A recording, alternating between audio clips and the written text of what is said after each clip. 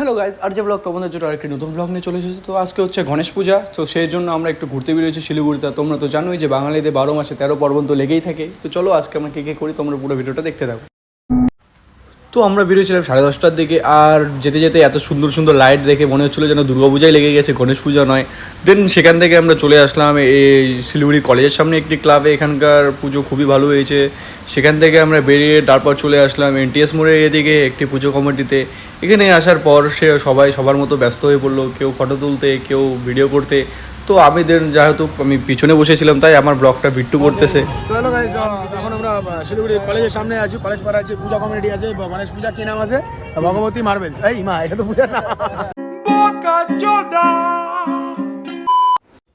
দেন সেখান থেকে বেরিয়ে রাস্তা দিয়ে যেতে যেতে আমরা দেখতে পেলাম সেখানে খিচুড়ি দেওয়া হচ্ছে। আর খিচুড়ি দেখে তো আমরা আর যেতে পারলাম না, সেখানেই আটকে গেলাম আর শুরু হয়ে গেলাম খিচুড়ি খেতে। দেন আমরা বেরিয়ে পড়লাম বাড়ি যাওয়ার